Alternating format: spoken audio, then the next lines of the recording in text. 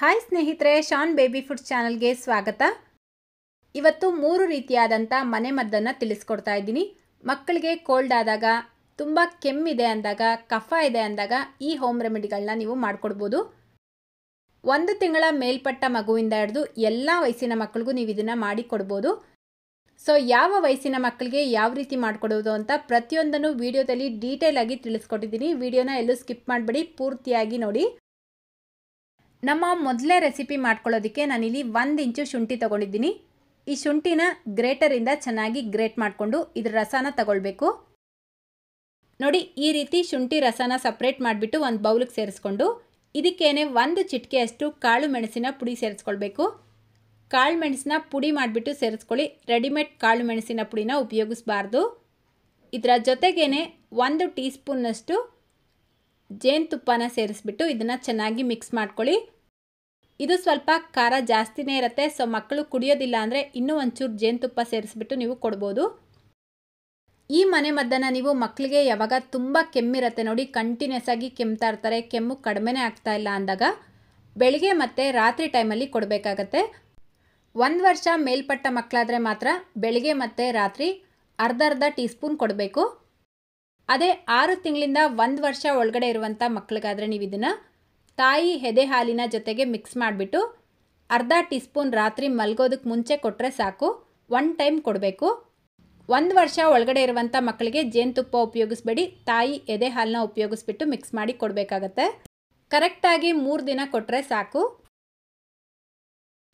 Next ಈಗ ಮತ್ತೊಂದು ಮನೆಮದ್ದು ಮಾಡ್ಕೊಳ್ಳೋದಕ್ಕೆ ನಾನಿಲ್ಲಿ ನುಗ್ಗೆ ಸೊಪ್ಪಿನ ಎಲೆಗಳನ್ನ ತೊಗೊಂಡಿದ್ದೀನಿ. ನುಗ್ಗೆ ಸೊಪ್ಪಿನ ಹೂವು ಸಿಕ್ಕಿದ್ರೆ ತಗೊಳ್ಳಿ, ಅದರಲ್ಲೂ ಮಾಡಿ ಕೊಡ್ಬೋದು. ನಾನಿಲ್ಲಿ ಎಲೆ ಉಪಯೋಗಿಸ್ತಾ ಇರೋದು. ಸೊ ಗ್ಯಾಸ್ ಮೇಲೆ ಒಂದು ಪ್ಯಾನ್ ಇಟ್ಕೊಂಡು ಅರ್ಧ ಕಪ್ ಹಾಲು ಸೇರಿಸ್ಕೊಳ್ಬೇಕು. 1 ವರ್ಷ ಒಳಗಡೆ ಇರುವಂಥ ಮಕ್ಕಳಿಗೆ ಈ ರೆಸಿಪಿನ ಮಾಡಿಕೊಡ್ತೀರಾ ಅಂದರೆ ಹಾಲಿಗೆ ಬದಲಾಗಿ ನೀರು ಉಪಯೋಗಿಸ್ಬೇಕು. ಇದರ ಜೊತೆಗೇನೆ ನುಗ್ಗೆ ಸೊಪ್ಪನ್ನ ಸೇರಿಸ್ಬಿಟ್ಟು 1/4 ಟೀ ಸ್ಪೂನ್ ಶುಂಠಿನ ಜಜ್ಜಿಬಿಟ್ಟು ಸೇರಿಸ್ಕೊಂಡು ಇದನ್ನು 3 ರಿಂದ 4 ನಿಮಿಷ ಚೆನ್ನಾಗಿ ಕುದಿಯೋದಕ್ಕೆ ಬಿಡಬೇಕು.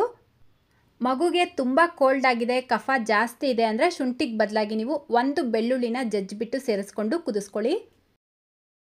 ನೋಡಿ, 3-4 ನಿಮಿಷ ಇದನ್ನು ಕುದಿಸ್ಕೊಂಡು ಇದರ ಜೊತೆಗೇನೆ 1 ಚಿಟಿಕೆಯಷ್ಟು ಅರಿಶಿನ ಹಾಕ್ಬಿಟ್ಟು ಮತ್ತೆ 1 ನಿಮಿಷ ಇದನ್ನು ಕುದಿಸ್ಬಿಟ್ಟು ಫಿಲ್ಟರ್ ಮಾಡ್ಕೊಳ್ಳಿ. ಇದು ಸ್ವಲ್ಪ ಉಗುರು ಬೆಚ್ಚಗಾಗಿದ್ದ ನಂತರ ಅದಕ್ಕೆ ಅರ್ಧ ಟೀ ಸ್ಪೂನ್ ಜೇನುತುಪ್ಪನ ಮಿಕ್ಸ್ ಮಾಡಿಬಿಟ್ಟು ಮಗು ರಾತ್ರಿ ಮಲ್ಕೊಳೋದಕ್ಕೆ ಮುಂಚೆ ಇದನ್ನು ಕುಡಿಸ್ಬೇಕು. ಸ್ವಲ್ಪ ಉಗುರು ಬೆಚ್ಚಗಿರಬೇಕಾದ್ರೆ ಕುಡಿಸಿ.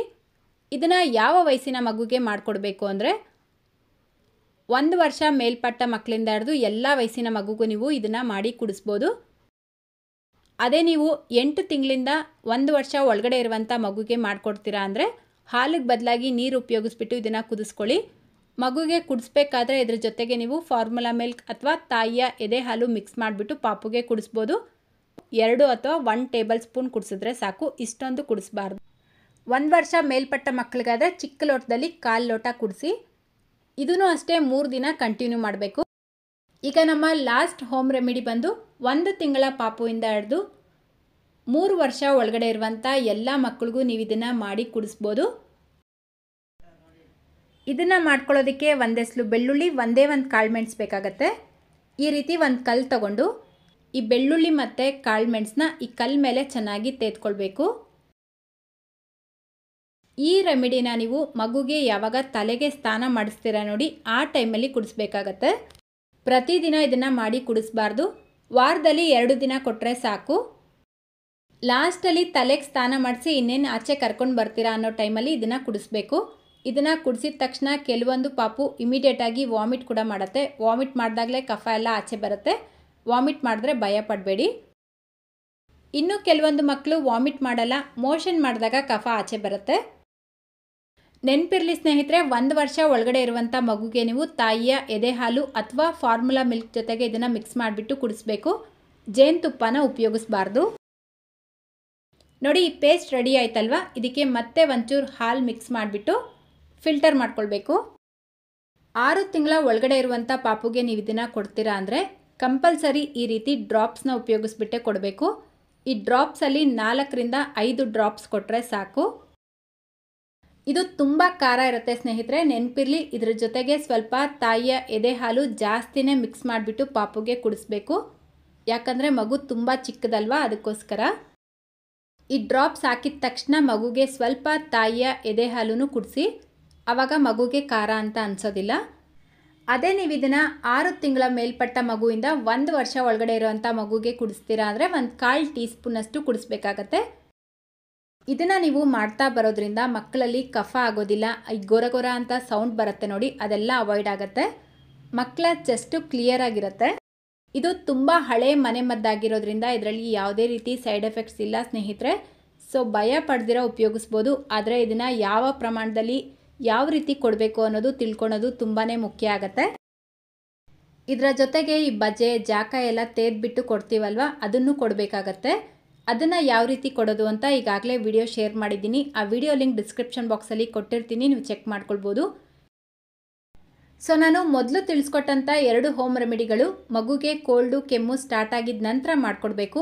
ಈ ಹೋಮ್ ರೆಮಿಡಿ ಬಂದು ಸ್ಟಾರ್ಟ್ ಆಗೋದಕ್ಕೆ ಮುಂಚೆಯಿಂದನೇ ಕೊಡ್ತಾ ಬರಬೇಕಾಗತ್ತೆ. ಆವಾಗ ಮಗುಗೆ ಯಾವುದೇ ರೀತಿ ಚೆಸ್ಟಲ್ಲಿ ಕಫ ಕಟ್ಟೋದು, ಉಸಿರಾಡೋದಕ್ಕೆ ತೊಂದರೆ ಆಗೋದು, ಕೆಮ್ಮಾಗೋದು ಇದೆಲ್ಲ ಅವಾಯ್ಡ್ ಆಗುತ್ತೆ. ಸೊ ಹೋಪ್ ಈ ವಿಡಿಯೋ ನಿಮ್ಮೆಲ್ಲರಿಗೂ ಯೂಸ್ಫುಲ್ ಆಗಿದೆ ಅಂತ ತಿಳ್ಕೊಳ್ತೀನಿ. ಪ್ರತಿಯೊಂದನ್ನು ನಾನು ಡೀಟೇಲ್ ಆಗಿ ತಿಳಿಸ್ಕೊಟ್ಟಿದ್ದೀನಿ. ಇನ್ನೂ ಏನಾದರೂ ಡೌಟ್ಸ್ ಇದ್ದರೆ ನೀವು ಕಮೆಂಟ್ ಮಾಡಿ ಕೇಳ್ಬೋದು. ಆದರೆ ಅರ್ಧಂಬರ್ಧ ವಿಡಿಯೋ ನೋಡಿಬಿಟ್ಟು ಪ್ಲೀಸ್ ಈ ಹೋಮ್ ರೆಮಿಡಿಗಳನ್ನ ನೀವು ಮನೇಲಿ ಟ್ರೈ ಮಾಡಬೇಡಿ. ಪ್ರತಿಯೊಂದನ್ನು ಡೀಟೇಲ್ ಆಗಿ ತಿಳ್ಕೊಂಡು ನಂತರ ಉಪಯೋಗಿಸೋದು ಒಳ್ಳೆಯದು. ಸೊ ಅದಕ್ಕೆ ನಾನು ಡೀಟೇಲ್ ಆಗಿ ತಿಳಿಸ್ಕೊಟ್ಟಿದ್ದೀನಿ. ಸೊ ಇವತ್ತಿನ ಈ ವಿಡಿಯೋ ನಿಮ್ಗೆ ಇಷ್ಟ ಆಗಿದೆ ಅಂತ ಅಂದ್ಕೊಳ್ತೀನಿ. ಇಷ್ಟ ಆಗಿದ್ರೆ ಲೈಕ್ ಶೇರ್ ಮಾಡೋದನ್ನು ಮರಿಬೇಡಿ ಅಂತ ಹೇಳ್ತಾ, ಇದೇ ರೀತಿ ಮತ್ತೊಂದು ವಿಡಿಯೋದೊಂದಿಗೆ ಸಿಗೋಣ. Thank you.